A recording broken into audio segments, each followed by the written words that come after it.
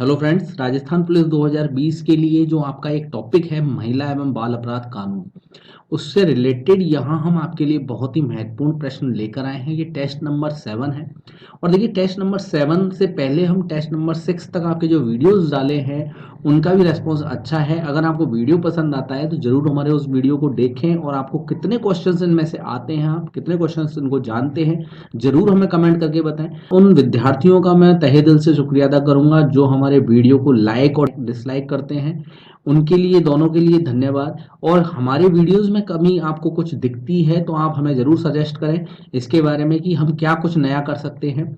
तो स्टार्ट करते हैं आज का वीडियो। देखिए, पहला प्रश्न जो दिया हुआ है, नेशनल क्राइम रिकॉर्ड ब्यूरो का स्थापना कब हुई। देखिए, एनसीआरबी के नाम से भी जाना जाता है, नेशनल क्राइम रिकॉर्ड ब्यूरो। ठीक है, इसकी अगर बात करें तो ये देखिए, जो इसकी स्थापना जो हुई थी वो स्थापना हुई थी 11 मार्च 1986 में। तो इसका आंसर हो जाएगा सी ऑप्शन, 11 मार्च 1986। और देखिए, ये जो स्थापना हुई इसके बाद में, तो इनके जो सबसे पहले जो अध्यक्ष थे वो थे, इसके अध्यक्ष आपके आर आर वर्मा। ठीक है, पहले अध्यक्ष थे आर आर वर्मा। और इनके बाद अभी जो करंट की बात करें, अगर जो अभी वर्तमान में जो इनके अध्यक्ष हैं, वर्तमान में इसके अध्यक्ष कौन है, इसके रामफल पवार इसके वर्तमान में अध्यक्ष हैं। देखिए, ये जो एनसीआरबी जो है ये भारत सरकार गृह मंत्रालय के साथ एक संलग्न एक कार्यालय है। ये नई दिल्ली स्थित है इसका कार्यालय। अगर बात करें तो इसका जो प्रमुख उद्देश्य है वो भारत की पुलिस का आधुनिकीकरण व सूचना प्रौद्योगिकी में सशक्तिकरण करना है। ठीक है, ये इसका उद्देश्य है। तो इसका जो आंसर होगा वो आंसर हो जाएगा सी ऑप्शन। अगला प्रश्न देखते हैं। अगला प्रश्न दिया हुआ है आपका, घरेलू हिंसा संरक्षण अधिनियम 2005 कब लागू किया गया। देखिए, घरेलू हिंसा अधिनियम 2005 जो है ये लागू किया गया था 26 अक्टूबर 2006 में। तो इसका आंसर हो जाएगा सी ऑप्शन, 26 अक्टूबर 2006। और अगर आपको देखिए, कई बार इसमें क्वेश्चंस अगर ऐसा भी पूछा जा सकता है आपसे, इसमें कितनी धाराएं हैं, धाराएं कितनी हैं और अध्याय कितने हैं। ठीक है, धाराएं और अध्याय आपसे ये पूछ सकता है। तो देखिए, इसमें धाराएं की बात करें तो धारा तो है आपकी 37, धाराएं आपकी 37, और अध्याय की अगर बात करें तो इसमें अध्याय है आपके 5। तो इसका आंसर क्या हो जाएगा आपका, घरेलू हिंसा संरक्षण अधिनियम 2005 कब लागू किया गया, वो किया गया था 26 अक्टूबर 2006 में। तो इसका आंसर हो जाएगा सी ऑप्शन। अगला प्रश्न देखते हैं। देखिए, अगला प्रश्न दिया, समलैंगिक अपराध नहीं है, आईपीसी की धारा में उल्लेख है। देखिए, समलैंगिकता के बारे में बात करें, जो समलैंगिकता है ये अपराध नहीं है। ये धारा थी जो भारत के अंदर भारतीय दंड संहिता आईपीसी की जो धारा थी वो थी आपकी धारा 377। तो इसका जो आंसर होगा वो सी ऑप्शन होगा। देखिए, धारा 377 के बारे में आपको बता देता हूँ। इससे पहले, अभी ये 377 को हटाया जा चुका है, और इससे पहले अगर बात करें तो जो धारा 377 थी, इस धारा 377 के तहत अगर कोई भी व्यक्ति, ठीक है, या चाहे महिला हो चाहे वो पुरुष हो, ठीक है, अगर इसके तहत समलैंगिकता अपराध में अगर लिप्त है, समलैंगिकता के अपराध में अगर लिप्त है तो उसे 10 साल की सजा और आपके साथ में इसमें, या फिर इसको आजीवन कारावास हो सकता था। ठीक है, आजीवन कारावास। तो इससे पहले था ये, जब धारा 377 लगी हुई थी उस टाइम पे। ठीक है, और इसमें जो समलैंगिकता की इसकी श्रेणी जो थी वो थी LGBTQ। LGBTQ का जो फुल फॉर्म थी ये थी lesbian, L for lesbian, G for gay, B for bisexual, T for transgender, और Q का मतलब क्वियर। तो ये इसकी LGBTQ ये इसके नाम से भी इनको जाना जाता था। और देखिए, इसके लिए कई बार ये भी आपसे पूछा जा सकता है, वैसे तो क्वेश्चंस इसके बारे में ये भी पूछा गया है कि जो समलैंगिकता था, जो 377 धारा का पहली बार जो मुद्दा किसने उठाया था वो थी नाज फाउंडेशन। आपको याद रखना, नाज फाउंडेशन ने, और ये 2001 में किया था। ये गैर सरकारी संगठन है नाज फाउंडेशन। ठीक है, आपको ध्यान रखना है, 2001 में इसमें दिल्ली में उच्च न्यायालय में याचिका दायर की थी इसके लिए। ठीक है, और इसमें ये बोला था कि समलैंगिक जो समान लिंग के दो वयस्क के बीच यौन संबंधों का अपराध करने वाले प्रावधान को गैर कानूनी बताया था उस याचिका के अंदर। और देखिए, इसको जो ऐतिहासिक फैसला जो दिया था, ये समलैंगिकता का जो फैसला दिया गया था वो दिया था 6 सितंबर 6 सितंबर 2018 को इसका फैसला दिया गया था समलैंगिकता का, कि इसको हटा दिया गया था। ये तो इसका आपको याद रखना, समलैंगिकता जो है धारा 377 कब हटाई गई? 6 सितंबर 2018 को। पहली बार किसने इसकी याचिका दायर की थी? नाज फाउंडेशन 2001 में की थी। धारा 377 के तहत इससे जब धारा 377 लागू थी उस टाइम पे कितने साल की सजा मिलती थी? 10 साल की सजा या आजीवन कारावास मिलता था। ठीक है, और इसको किस नाम से भी जाना जाता है? LGBTQ के नाम से भी जाना जाता है। तो इसका आंसर हो जाएगा सी ऑप्शन। अगला प्रश्न देखते हैं। अगला प्रश्न दिया हुआ है आपका, गर्भ का चिकित्सकीय समापन अधिनियम कब लागू हुआ?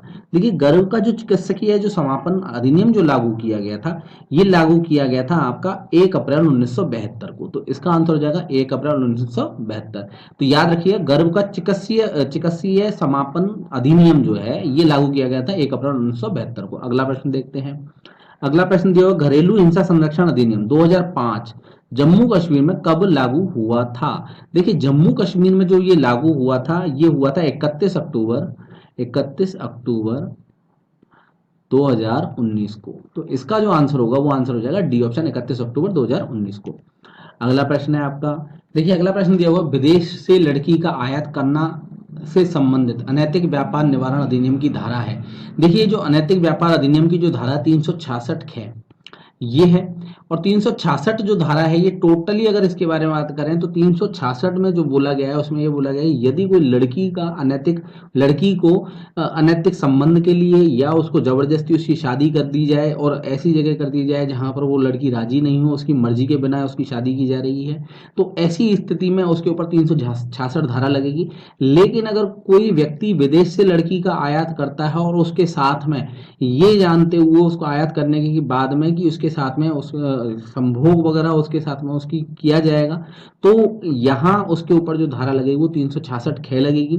इसी तरीके से अगर जम्मू कश्मीर से कोई लड़की को लेके आता है शादी करने के लिए के बहाने से या फिर उसका अनैतिक व्यापार करने के लिए, तो 366 ख उसके ऊपर धारा लगती है। और इसमें अगर सजा की बात करें तो 10 साल तो इसमें न्यूनतम सजा है और अधिकतम सजा आजीवन कारावास है। आपको ये याद रखना, आजीवन कारावास। तो इसका जो आंसर होगा वो आंसर हो जाए 366 है।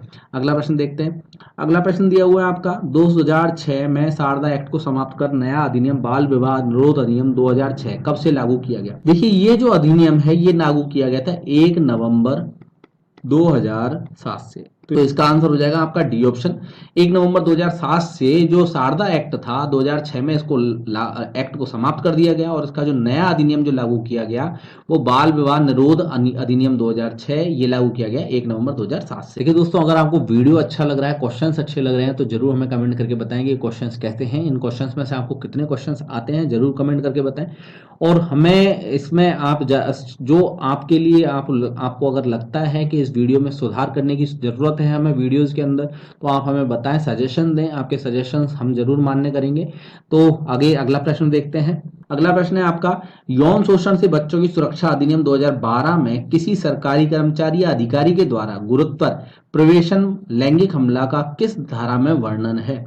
देखिए, ये जो धारा है वो है धारा आपकी 5।